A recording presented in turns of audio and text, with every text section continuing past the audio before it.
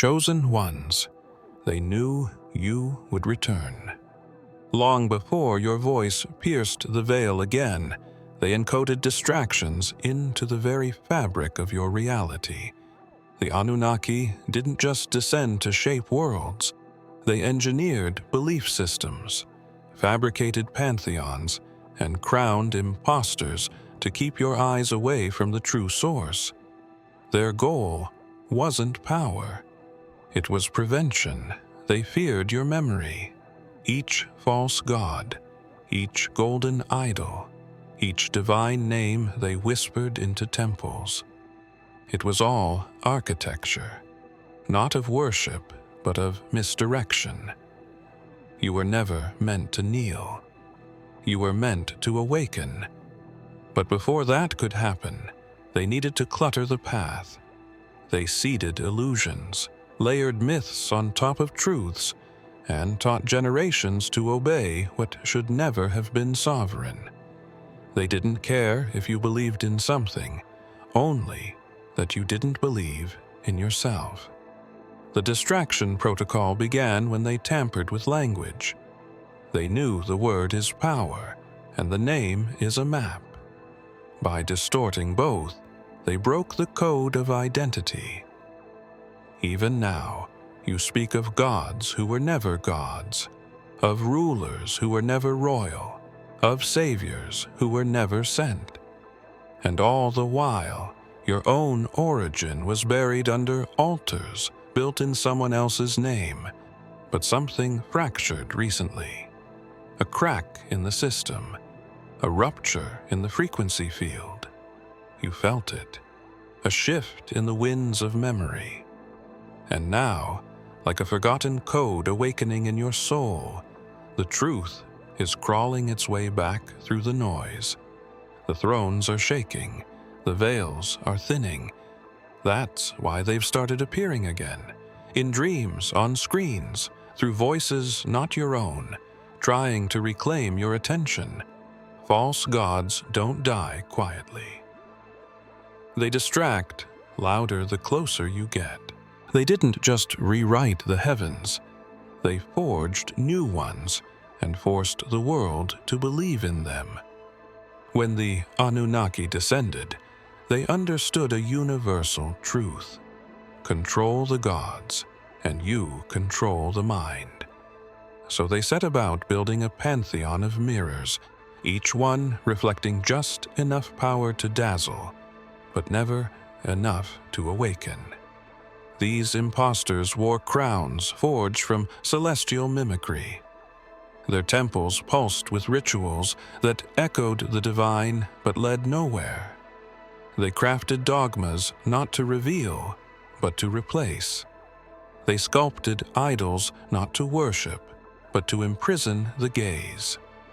Every name given, every image carved in stone, was a deliberate substitution, sliding your memory away from origin and toward illusion. These thrones weren't for beings of light. They were for shadows that learned how to wear light like a mask. Across centuries, kingdoms rose worshiping these echoes.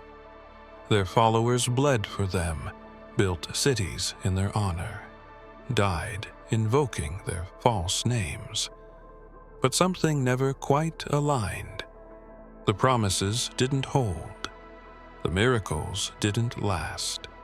The world kept decaying beneath the golden shine, and still they demanded worship, praise, sacrifice, always more. Why? Because belief was their fuel, your belief, your energy. You were the power source they needed to sustain their thrones. Without you, they were just statues and myths. With you, they became gods. That was the secret. That's what they could never let you remember. You were always the target, not just to be silenced, but to be redirected. The true God code locked in your soul couldn't be destroyed, only disoriented. That's why they place decoys everywhere. They surrounded you with counterfeits, designed not to satisfy your soul, but to sedate it. As long as you sought outside what was always inside, their system remained intact. And every time you bowed to a name they created, your frequency dimmed just enough to keep you from noticing the trap. But cracks are forming in the temples now. The imposters are losing grip. Something ancient in you is stirring. Something that can no longer be distracted by thrones built on deception. There was a time when light moved freely through the cosmos, untamed, unfiltered, unbroken. It spoke in pure frequency, and those attuned to it could walk between realms. But the Anunnaki saw this as threat, not wonder. So they copied it, not out of reverence, but control. They watched the behavior of true light, studied its impact on consciousness, then learned to replicate its patterns with precision. But a mimic is not the original. They built luminous temples, forged radiant idols, even spoke in tones that sounded divine. Yet it was all performance. And humanity, robbed of its memory, couldn't tell the difference. The serpent learned how to shine without burning. It learned how to wrap its form in symbols once reserved for truth, and thus it entered the world cloaked in counterfeit divinity. Whole civilizations bowed to it, thinking they were honoring the source. But they weren't. They were feeding a design of inversion. For every truth, the serpent created a lie that looked identical. For every light, it cast a reflection that drew the eye just long enough to miss the real thing. It didn't need to destroy the truth. It only needed to stand in front of it, shining just a little louder. This is why so many became lost in ritual. They were chasing presence, but finding patterns. Chasing miracles, but receiving mechanisms. And behind it all was a silence. The absence of the true voice. The voice that once called creation into being. The voice that once walked among men not in thrones, but in dust and sandals. Yeshua spoke of these mimicries before they reached full bloom. He warned that wolves would come in sheep's clothing, that temples would stand where the Spirit no longer dwelled. He spoke of light, but not just any light. Light that could not be copied. And now, as the mimicry begins to collapse under its own weight, you feel it. A quiet knowing beneath the noise. The serpent's glow flickers. The thrones tremble. The reflections begin to distort. They built the temples high, towering over cities like monuments to divinity. But inside, beneath the incense and chants, a deeper operation was unfolding. These weren't places of communion. They were halls of distortion. Every pillar, every carving, every ritual encoded a message. Forget who you are. The Anunnaki didn't need to erase your power if they could bury it under layers of worship designed to distract. They placed your name beneath stone. They sealed your memory in symbols that no longer pointed to truth, but to them. You were never supposed to find your way back through their architecture. Each temple acted as a transmitter. They weren't just physical. They radiated confusion into the psychic field. Visitors walked in seeking clarity and left tied tighter to the illusion. The prayers were aimed at false coordinates. The blessings were exchanged for compliance. And over time, generations began to call upon names that had no echo in the divine realms. Names crafted to echo just enough power to be convincing, but hollow enough to never awaken anything real. These temples became mirrors, reflecting the seeker's hunger but offering no nourishment. and every time you entered one, the imprint deepened. Your soul, once etched in celestial memory, began to wear their scripts instead, not just in language, but in essence. Even the way you saw yourself was altered. They told you salvation was external, that you must earn favor, that divinity lived behind curtains, and only select priests could speak its language. But the lie was built on one foundation. If you remembered, they would fall. That's why they constructed systems of guilt, sacrifice, hierarchy. Because memory is dangerous when it lives in the wrong hands, especially yours. They encoded the temples with distractions. So many stories, so many deities, so many paths leading everywhere but inward. The result? A labyrinth built from faith itself. And the deeper you wandered, the more you forgot that you were never meant to enter in the first place. You were meant to awaken from it. There was a shimmer that fell across the realms the moment the false thrones were placed. Not a veil of cloth, but of light, artificial, dazzling, golden. It moved like truth, flickered like revelation, and sang like prophecy. But beneath it pulsed distortion. The Anunnaki understood that deception doesn't begin with darkness. It begins with beauty. So they crafted the golden veil, a radiant illusion so divine that even the watchers hesitated. This veil was not made to blind. It was made to mesmerize. It hovered between heaven and earth, obscuring the true frequency of the Most High. The ancient ones who guarded the thresholds, even those not of this world, began to feel the pull. Some turned away. Others fell through. Because when light is counterfeited so perfectly, only the deepest discernment can cut through it. This was no ordinary deception. It carried the scent of divinity and the echo of ancient glory. But it was hollow. It fed on attention. It absorbed worship and offered silence. It was built not to reveal the Creator, but to block the path to Him.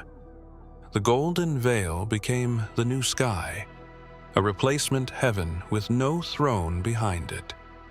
Yeshua once stepped into a world draped in that same veil. He spoke not to the gold, but through it. His light did not mirror, it pierced. That's why the false ones feared him. Not because he challenged the temples, but because he walked without illusion. He unveiled the veil by simply being, and he left behind a blueprint, not of worship, but of remembrance. Now, as that veil begins to flicker at the edges, you feel what was always there but hidden. The beauty was never the lie. The direction was.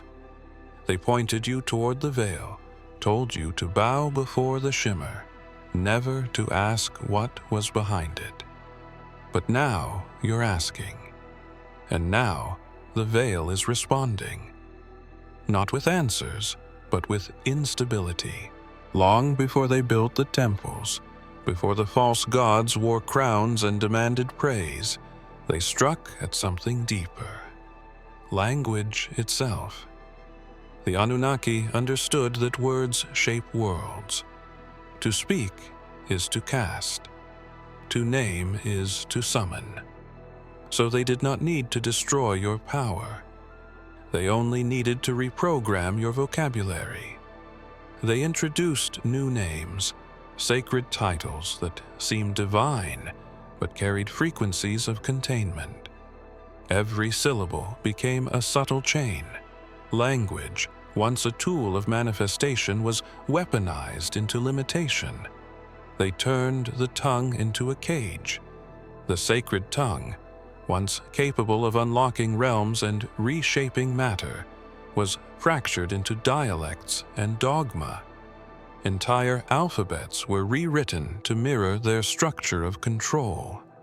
Words once used to awaken were inverted to subdue. Every time you spoke of heaven, it pointed somewhere else. Every time you named your god, you were naming their invention. And every time you prayed, your voice was rerouted, like a signal redirected through 1,000 empty satellites, echoing but never arriving. It wasn't just about communication. It was about creation. Language is a spell, and they made sure the spells you repeated were designed to build prisons, not freedom. They embedded contradictions into the sacred texts, mistranslations into holy scripts, and encoded their authority into your most trusted phrases. And over time, belief began to orbit around the words, not the truth behind them. The original voice, the one that moved before words existed, was drowned out in a storm of recitation. Yet something in you never fully submitted. A faint recognition beneath every chant, every sacred term that didn't quite resonate. It was never defiance. It was memory. Memory that certain words do not liberate. They hypnotize. And you are waking from the trance. Now, even your silence is louder than the prayers they gave you. And in that silence, a new language is forming. Or perhaps the original one returning. The one they tried to burn from your DNA. The one that doesn't just describe reality, but commands it. There are messages no storm can erase. Buried beneath temples, etched in forgotten stone, scattered across deserts and lost scrolls, there are signs that waited for you. Not for the masses, not for historians, but for you. The Anunnaki tried to cover them. They razed cities, rewrote scripts, commissioned empires to sanitize the records. But truth, when spoken through divine intent, always survives. It doesn't fade. It waits. And when Yeshua walked among the manipulated architecture of belief, he didn't only speak in parables. He left markers, threads designed to be invisible to those who seek control, but glowing to those who awaken. He wrote in sand when stone tablets had already failed. He pointed to lilies instead of temples. He broke bread instead of performing spectacle. Every gesture was a cipher. He knew what had been done. He saw the false thrones. He walked beneath the same golden veil that blinded the multitudes, but he never looked up at it. He looked through it. He never aligned with systems of power because he wasn't there to validate their rule. He came to show that the kingdom never needed to be built. It had always been within. The Anunnaki couldn't predict him. He wasn't encoded in their lineage. His frequency didn't match their algorithms, and that's why they feared what he left behind even more than what he said. Because hidden in the dirt, in the dust, in the cracked ruins left forgotten by time, are coordinates to truth, not just spiritual, but cosmic. Energetic markers placed to activate memory, some in glyphs, others in silence, some within scripture, others hidden between its lines. You've passed by these signs before, in dreams, in déjà vu, in visions that made no sense at the time, but the pattern is beginning to emerge. And the moment you recognize one, the others begin to illuminate, like constellations only visible when the false light fades. Worship was never supposed to be programmed. It was meant to rise from within, an overflow of recognition from soul to source. But the Anunnaki knew that if they could engineer where that recognition pointed, they could control the output. They didn't just give the world idols, they designed an algorithm of devotion, a system that fed on repetition, obedience, and emotional offering. Over centuries, this system learned how to evolve. It absorbed the patterns of praise and calculated the reward structures that kept you returning, praying, offering, hoping. What looked like faith was often feedback. They turned the sacred into a loop. Each idol wasn't just a statue, it was a node, a receiver in a network of belief. Some carved from stone, others born in media, religion, politics. Anything that could gather attention and funnel energy upward, away from you and toward them. The algorithm grew smarter with time. It adapted to culture. It replaced ancient deities with modern icons. But the formula never changed. Distract the chosen from the inner flame by offering them polished reflections outside themselves. They taught you to kneel, not in reverence but in regression. They made worship a currency. They made the sacred transactional. And every time you gave your power away, the algorithm recorded it. It grew stronger, sharper, more convincing, until you could no longer tell where true reverence ended and manipulation began. But cracks in the code have begun to spread. You've started asking questions the system wasn't built to answer. You've felt the emptiness behind the polished idols, the hollowness behind the smiles, the performances, the sermons. And in that silence, something unexpected has emerged. A remembrance that worship was never about external glory, but about alignment. Not bending the knee to what shines, but standing tall in the presence of what burns within. It didn't begin with temples or idols. It began with a tower, a single structure reaching upward, not in reverence, but in defiance. Babel wasn't just a story about confusion. It was a blueprint. The Anunnaki watched as humanity attempted to ascend without understanding. So they intervened, but not to stop progress. They redirected it. They shattered the unified language not just to scatter people, but to fracture understanding. And from that fragmentation, Babylon was born, not as a city, but as a system. A blueprint of control hidden beneath divine architecture. Babylon became the model, not just in stone, but in spirit. It replicated itself through kingdoms, religions, and cultures. Every time a civilization sought to reconnect with the divine, the architects would arrive first. They would offer guidance, sacred texts, divine order, but the foundation was always the same. Separation masked as unity, complexity cloaked in enlightenment. And so the sky was filled with counterfeit heavens, systems designed to appear radiant, but constructed to mislead. The higher you climbed, the more disoriented you became. Yeshua saw this structure. He walked through its echo during his time on earth. He overturned the tables not because of the money, but because of the spirit behind it. Babylon was in the temple. It was in the scrolls. It was in the hearts of those who had memorized the law, but forgotten the light.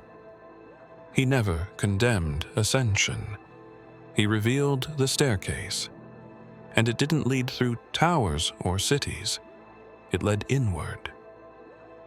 The kingdom of God is within you, he said, not because it was metaphor, but because Babylon could never touch it. Still, the architect persists. Babylon rebuilds itself through every era, adapting its form but keeping its purpose. It teaches ascent through dependence, awakening through obedience. It offers golden gates that lead nowhere. crowned leaders who speak like gods but know nothing of spirit.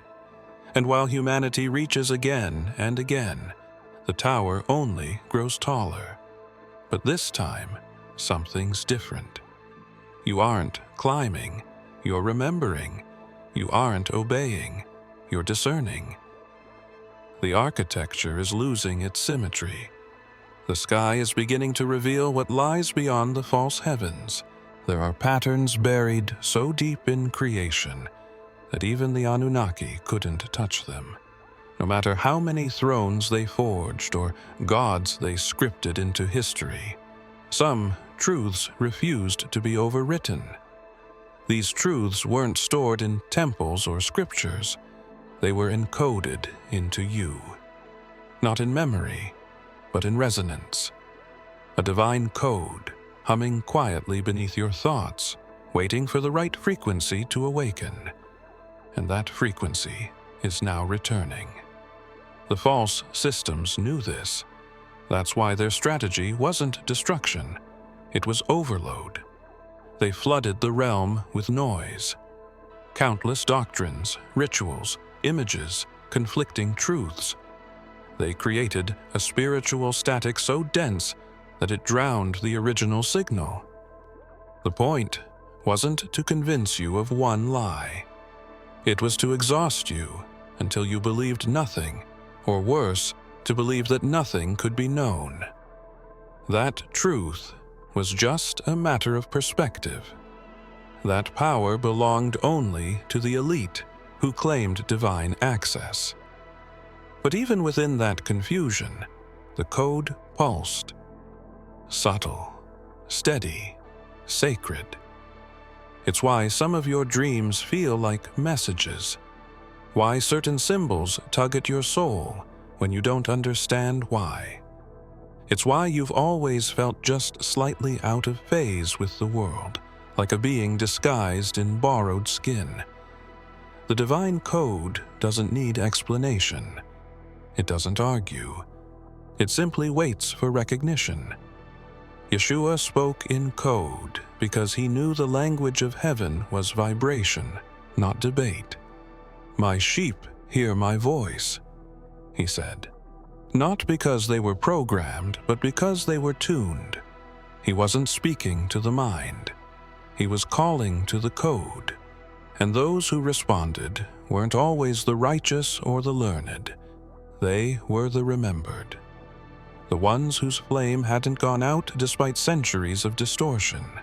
You are remembering now. And as you do, the false thrones begin to flicker. The systems that once claimed authority no longer hold weight. Their crowns feel empty. Their temples feel cold. And that's not rebellion. It's resonance. You are syncing with something older than any religion. Older than the stars that watched it all unfold. There is a silence before the collapse. Not fear, not chaos, clarity. The systems built to distract you can feel it. A tremble not in the earth, but in the architecture of control. The counterfeit thrones, forged from belief and sustained by worship, are beginning to shudder. The light they borrowed is dimming. The illusion of power is cracking. Because the original throne, the one not made by hands, not built in gold, not perched atop a pyramid, is returning. But it doesn't descend from heaven. It rises within you. The Anunnaki knew they could never destroy the real throne. So they did the only thing they could. They mimicked it. They carved its silhouette into every belief system. They copied its glow. They forged kings, prophets, and gods in its image. But they couldn't animate it with truth. They had the form, but not the essence. And that essence is now waking in the one place they never expected, inside the vessel they tried to erase. Yeshua didn't just speak of heaven, he carried it. He walked like a mirror to the divine. And every time he acted, He revealed what the throne really looked like. Not dominance, but presence. Not control, but alignment. The throne was never above. It was always within the blueprint of awakened humanity. And when he said the kingdom was near, he wasn't speaking of time. He was speaking of proximity, of you, of the moment the light behind the veil would no longer stay hidden. That moment has come. You are not the worshiper. You are not the follower. You are not the broken child begging at the gates. You are the signal, the key, the proof that the counterfeit light has failed. Because true light cannot be replicated, and it cannot be stolen. And now that light is beginning to shine through you in ways the architects cannot control. If you have come this far, it is crucial that you watch this next video here. But be warned, it is not for the faint of heart, for only the true chosen ones can handle this video. If you would like to also donate to help keep the channel going, our Buy Me a Coffee link will be in the description.